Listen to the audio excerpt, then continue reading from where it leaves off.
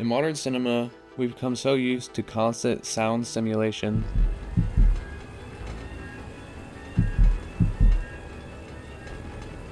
When we view something that is missing these things or does not exploit them as much, it almost seems like something is missing or the film is incomplete. But that wasn't always the case. Welcome to an exploration of sound in cinema through the lens of Robert Bresson's pioneering techniques. To understand Bresson's unique approach, we need to turn to Michel Chion, whose insights in the voice in cinema reveal how vocal elements are often overlooked in favor of sounds and music. Michel Chion uses the term acousmeter in his writing. It is described as the voice of a character whose source or body is hidden from the spectator. It possesses a mysterious power and omniscience due to its disembodied nature and control over the narrative. Bresson developed a sound hierarchy where diegetic sounds, especially those we can't see, take precedence. He believed that these off-screen sounds pull us deeper into the world of film.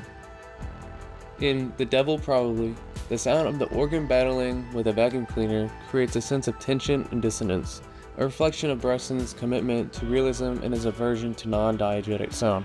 Nous voulons faire entrer le christianisme dans la vie moderne. Pourquoi pas la vie moderne dans le christianisme? On en a assez des vieilles formules.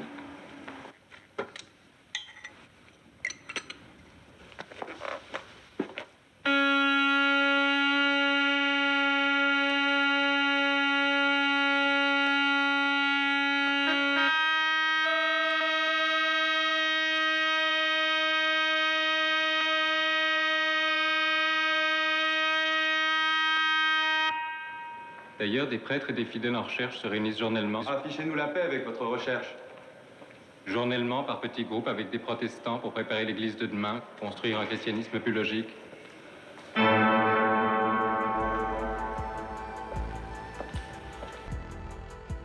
Bresson insisted on minimalism, a concept he called the minimum opening of the mouth when delivering lines.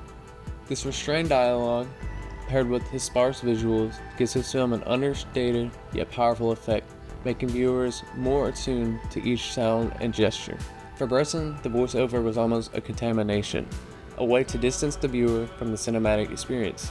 Michel Chion echoed this sentiment, observing that a voice in cinema often feels detached, even if it's rooted in the character. Here, Bresson uses voiceover sparingly, maintaining intimacy with his characters and narrative.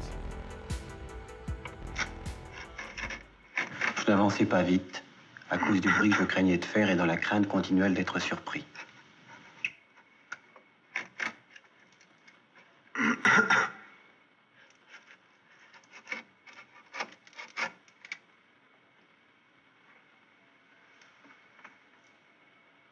De plus, j'étais obligé à chaque instant de passer sous la porte un brin de paille de riz arraché au balai de ma cellule.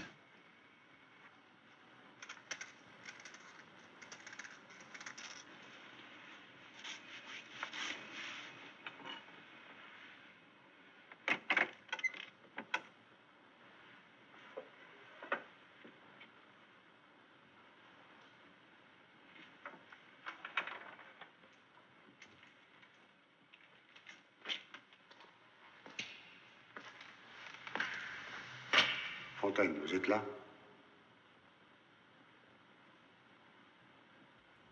C'est vous, Thierry? Je vous retrouve comme vous m'avez manqué. Bresson's attention to sound wasn't just conceptual, he focused on its physicality, the feel of sound within the cinematic space. The rejection of loudness in The Devil Probably speaks to this, favoring resonances that echo the internal, the intimate. There's a philosophical depth to Bresson's treatment of the voice, one that resonates with Lacan's symbol of desire that represents an absence or lack. Here we see the voice as an object of desire, both enticing and frustrating, capturing a unique tension in Bresson's work. What then is the Bressonian voice? It's a voice defined by austerity, stripped down to its essentials. In The Organ and the Vacuum Cleaner, Bresson describes it as both direct and restrained, a reflection of his minimalist vision. This distinct vocal style influenced generations of filmmakers who saw in Bresson's voice a way to convey depth through simplicity. Bresson's view on sound, one of restraint and realism, has shaped how we perceive sound in cinema. His films invite us not only to watch, but to listen, to sense sound as something almost tangible.